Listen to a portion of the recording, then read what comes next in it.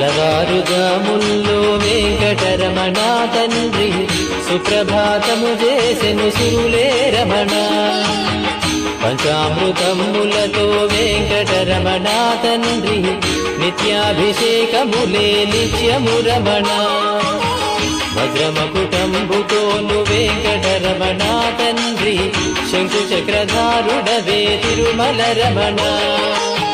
మూడు నామాలతోను వెంకటరమణ తండ్రి ముల్లోకములు ఏదడి మూర్తి విరమణ.